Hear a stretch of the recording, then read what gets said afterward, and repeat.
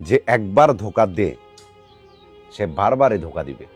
তুমি তার জন্য যত কিছু করো, আসমানে তারা নিয়ে আসো, চাঁদ নিয়ে আসো, যাই নিয়ে আসবা।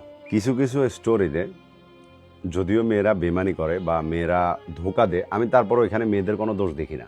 সিরিয়াসলি বলতেছি, মানে আমার কাছে মনে হয় যে আমার ক্যারেক্টার এটা, আমি ওইটা আপনাকে দেখাইতেছি এবং এটাই আমার সত্য ক্যারেক্টার, এটা আপনি জানেন। জানার পরে যদি আপনি ওই ক্যারেক্টারের সাথে সম্পর্ক রাখতে চান বা ওই ক্যারেক্টারকে আপনি ভালোবাসেন, তাহলে এটা কি ওই মেয়েটার দোষ হবে নাকি যে এরকম একটা মানুষকে ভালোবাসতেছে তার দোষ হবে? আপনি আমার এটা বলেন। কারণ ধোকা, ওই যে সবসময় একটা কথা বলি যে আমি ধোকা কেউ কখনো দে এবং সেটা আমরা জানি না, এটা হলো ভুল কথা। আমরা জানি এবং আমরা বুঝি, কিন্তু তারপর আমরা মানতে পারি না। আর এই না মানতে পারাটাই হলো যেন কি এখন বর্তমানে হাজারো ছেলে জীবনের ধ্বংসের কারণ। যেমন আজকে আমি যে গল্পটা বলবো, ছেলেটার একটা বন্ধু থাকে যে একটা মেয়ের সাথে সম্পর্ক করার চেষ্টা করে, কিন্তু ওই মেয়েটা তার বন্ধুকে পাত্তা দিত না বা তার বন্ধু কোনো মতে মেয়েটাকে মানে রিলেশনশিপের জন্য রাজি করাতে পারতেছিল না। দেন ছেলেটা বন্ধুকে বললো যে দেখ, ও তো তোর কথায় রাজি হচ্ছে না, আমি একটু ট্রাই করে দেখি। দেন ছেলেটা যখন ট্রাই করছে কথাবার্তা বলার, তখন মেয়েটার সাথে তার একটা মানে কন্ট্যাক্ট হয়েছে বা দুজনে একে অপরের নাম্বার আদান প্রদান করছে। 1 মাস পর্যন্ত সম্পর্ক চলার পরে মেয়েটার সাথে দেখা করার জন্য ছেলেটা ঢাকা পর্যন্ত গেছিল, বিকজ মেয়েটা থাকতো ঢাকাতে, গ্রামের বাড়ি ছেলের বাড়ির পাশে। তো মানে 1 মাস পর্যন্ত সুন্দর কথাবার্তা চলছে। 1 মাস পরে হঠাৎ করে মেয়েটা আবার যোগাযোগ বন্ধ করে দিছে। দেন এভাবে আবার কয়েকটা মাস যাওয়ার পরে মেয়েটা আবার ছেলেটার সাথে কন্ট্যাক্ট করে, দেন আবার তাদের মধ্যে কথাবার্তা শুরু। আর তখন ছেলেটা জানতে পারে যে মেয়েটার ওই 1 মাস পর্যন্ত ফোন ছিল না, যার কারণে তার সাথে যোগাযোগ করতে পারে নাই। দেন মোটামুটি রিলেশনশিপ ভালোই চলতেছিল, একে অপরের সাথে কথাবার্তা বলা, দেখা সাক্ষাৎ করা, সব কিছু সুন্দরভাবে যাচ্ছিল। একটা সময় এটা মেয়েটার পরিবার জেনে যায়। আর যখন মেয়েটার পরিবার জেনে যায়, তখন মেয়েটা স্ট্রেট ফরওয়ার্ড ছেলেটাকে একটা কথা বলে যে তুমি কি আমাকে বিয়ে করবা? তখন ছেলেটা বললো যে হ্যাঁ, আমি অবশ্যই বিয়ে করবো, বাট আমার এখন বিদেশ যাওয়ার জন্য প্রসেসিং চলতেছে, আমার বিদেশ যাওয়ার পরে আমি সেটেলড হয়ে দেন আমি তোমাকে বিয়ে করবো। তো এটা নিয়ে মেয়েটার ফ্যামিলির সাথেও কথাবার্তা হয় ছেলেটার, মেয়েটার ফ্যামিলিও মোটামুটি রাজি, সবাই অনেক সুন্দর মতো রাজি। এরপরে ছেলেটা যেদিন বিদেশ চলে যাবে, এর আগের দিন মেয়েদের বাসায় গেছে, ওইখানে দাওয়াত খাইছে, মেয়েটার সাথে দেখা সাক্ষাৎ করে দেন সে বিদেশ চলে গেছে। যাওয়ার পরে অনেক সুন্দর মতোই রিলেশনশিপ চলতেছিল। দেন হঠাৎ করে তার কাছে একটা ছেলে টেক্সট করে যে আপনি এই মেয়েটারে চিনেন? বলতেছে যে হ্যাঁ চিনি, ও আমার গার্লফ্রেন্ড। তখন ওই ছেলেটা বললো যে আপনার কিসের গার্লফ্রেন্ড? ও আজকে 3 মাস পর্যন্ত আমার সাথে রিলেশনশিপে আছে। এটা শোনার পরে ছেলেটার কাছে তো অবাক লাগছে এবং সে মানে মনে হচ্ছে যে আসমান থেকে পড়ছে। দেন মেয়েটাকে জিজ্ঞেস করলো, মেয়েটা স্বীকার করছে, মাপ চাইছে, ছেলেটা মাফ করে দিছে। কিছুদিন পরে সেম ঘটনা আবার আরেকটা ছেলের সাথে, সেমভাবে মেয়েটাকে ধরছে, মেয়েটা স্বীকার করছে, ছেলেটা মাফ করে দিছে। এইটা সহ 2বার হয়েছে সেম ঘটনা, কথা বুঝেন। দেন এরপরে মানে সব কিছু ঠিকঠাক হওয়ার পরে মানে ছেলেটা চিন্তা করলো যে বিয়ে শাদী করে ফেলবে। তো ছেলেটা তার ফ্যামিলিকে বিষয়টা জানালো, ছেলের ফ্যামিলিকে। ছেলের ফ্যামিলি যদিও প্রথমে রাজি হয় না, একটা সময় গিয়ে রাজি হয়েছে এবং মেয়ের ফ্যামিলির সাথে যোগাযোগ করার পরে মেয়ের ফ্যামিলির কথা হলো বিয়ে হবে ঠিক আছে, কিন্তু কাবিন হবে 5 লাখ টাকা। এটা মেয়ের ফ্যামিলির কথা। কিন্তু ছেলের ফ্যামিলির কথা হলো যে প্রেমের বিয়ে, এত টাকা কাবিন দিতে পারবো না, আমরা কাবিন দেবো 1.5 লক্ষ টাকা। ঠিক আছে। এরপরে মেয়ের ফ্যামিলি থেকে কথা হলো যে 1.5 লাখ টাকা দিয়ে এখন কাবিন হয় না, মিনিমাম 5 লাখ টাকা দিতে হবে। এখন ছেলের ফ্যামিলিটাতে রাজি না। ছেলের মা বলতেছে যে তাহলে আমাদের ছেলেকে আরও ভালো জায়গায় দেখে শুনে আমরা বিয়ে করাবো, এইসব কাবিনের টাকা নিয়ে ঝগড়াঝাটি করে আমাদের ছেলেকে আমরা বিয়ে দেবো না। মেয়ের ফ্যামিলির কথা হলো ঠিক আছে, আমরাও আমাদের মেয়েকে 10 লাখ টাকা কাবিনে বিয়ে করাবো, কোনো সমস্যা নাই। এরপরে মানে দুই ফ্যামিলির ভিতরে যখন বাক বিতণ্ডগুলো চলতেছিল, ছেলেটা কি করলো, মেয়েটাকে কল করছে। মেয়েটাকে কল করে বলতেছে যে তোমার ফ্যামিলি বলতেছে 5 লাখ টাকা, এটা কোনো কথা? মানে আমরা ভালোবাসি এক অপরে, আমরা বিয়ে করতেছি, কাবিন নিয়ে এত কথা কেন উঠবে?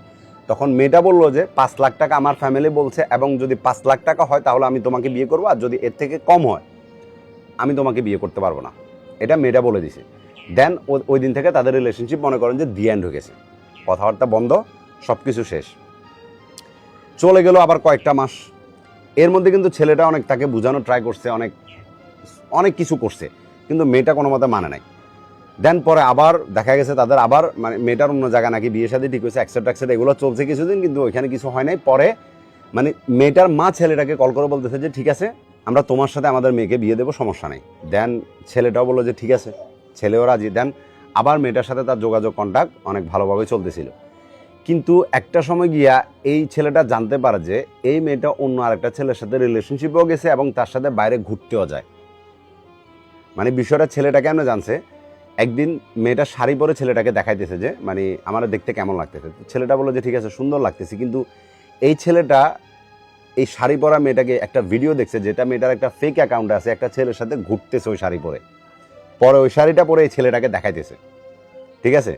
দেন যখন এই বিষয়টা মানে মেয়েটারা বলছে যে এমন এমন করছে এবং প্রুফ সহ দিছে, তখন এর আগে যে ছেলের সাথে মেয়েটার রিলেশনশিপে গেছে ওই ছেলেটা ফোন দিয়ে সমস্ত কথা বলে দিছে যে ওর সাথে আমার রিলেশনশিপ, আমাদের বিয়ের সাথে ঠিক, সব কিছু ঠিক, তাহলে এখন তুমি ওই মেয়ের সাথে কথা কেন বলবো? ওই ছেলেটার বলছে এগুলা। সাথে সাথে মেয়েটা ছেলেটারে কল করে বলতেছে যে মানে তুই ওই ছেলেরে কি বলছ, আর আমি তোর সাথে রিলেশনশিপে আসি, তোর বিয়ে করবে, এটা কে বলছে? আমি তোকেও ভালোবাসি না, তোর সাথে রিলেশনশিপেও থাকতে রাজি না, ঠিক আছে। মানে আপনি বুঝতে পারতেছেন 3.5 বছর পর্যন্ত রিলেশনশিপে থাকার পরে একটা মেয়ে বলতেছে যে আমি তোরে ভালোবাসি না কখনো, অথচ বিয়ের সাথে কথাবার্তা চলতেছে।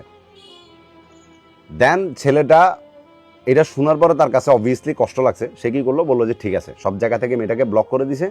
দেন মেয়েটা ওই ছেলেটার কাছে তো এখন আর যেতে পারতেছে না, ঠিক আছে, কারণ ওই ছেলেটার এখন সব কিছু জেনে গেছে। পরে আবার এই ছেলের কাছে এসে পৌঁছাইছে, তাকে আবার চেষ্টা করতেছে সব কিছু ঠিক করার জন্য, কিন্তু ছেলেটা তখন আর রাজি হয়নি। 2-3 মাস পরে ছেলেটা আবার মেয়েটার কাছে গেছে, বলতেছে যে মানে আমি তোর পছন্দ করে তোর ভুলতে পারতেছি না, এক্সেট্রা এগুলা। দেন মেয়েটা আবার রাজি হয়েছে, রাজি হওয়ার পরে আবার কিছুদিন কন্টিনিউ কথাবার্তা চলতে থাকে। দেন পরে আবার তার এরকম একটা স্ক্যাম ধরা পড়ে। দেন পরে আবার তারা ব্রেকআপ করে, আবার মেয়েটা ছেড়ে দিয়ে চলে যায়। এন্ড অফ দ্য মানে লাস্ট দিক দিয়ে এমন হয়েছে যে মানে ছেলেটার কাছে মেয়েটা পরবর্তীতে আসতে চাইছে, কিন্তু ছেলেটা তখন আর রাজি হয় না, বলতেছে যে না, তোর মতো মেয়ের সাথে আমার রিলেশনশিপে থাকাটা পসিবল না, আমি তোকে ভালোবাসি না, তোর সাথে থাকতেও চাইতেছি না। 2-3 মাস পরে ছেলেটা আবার মেয়েটার কাছে যায়, বলতেছে যে মানে ঠিক আছে, আমি রাজি, আমি তোমাকে ভুলতে পারতেছি না, আমি আবার তোমার সাথে সম্পর্কে যেতে চাই। এখন তখন মেয়েটা রাজি না, বুঝতেছেন? মানে আসলে ভাই আমি তোর কি বলবো, মানে একটা জিনিস আমি চিন্তা করি যে দুনিয়ার বুকে কি মেয়ের অভাব আছে না, মানে কষ্ট পাওয়ার জন্য তোমরা নিজেরাই এমন করো। এখন এখানে তুমি মেয়েটার দোষ কি দিবা? এখন আমি যে মেয়েটারে বলবো যে মেয়েটা দোষ করছে, মানে মেয়েটা কি দোষ করছে? কারণ তার জায়গা থেকে তো সে তার ক্যারেক্টার যেটা প্রথম থেকে তোমার দেখাইছে ওইটাই কন্টিনিউ রাখছে। এখন তুমি তার ক্যারেক্টারটা জানার পরেও তার সাথে তুমি রিলেশনশিপে যাইতেছো, তো তাহলে মেয়েটার ফল্ট কোথায়? মানে আমার নাম সাইফুল, তুমি আমার নাম জানার পরে আমার সাথে কথা বলতেছো, দেন পরবর্তীতে আবার তুমি চিন্তা করতেছো যে আমার সাইফুল নামটা চেঞ্জ করে আমি আরেকটা নাম রাখবো। এটা তুমি কেমনে ভাবছো? তুমি তো জানো যে আমার নাম এটা, তো আমি নাম কেন চেঞ্জ করবো? বুঝো নাই?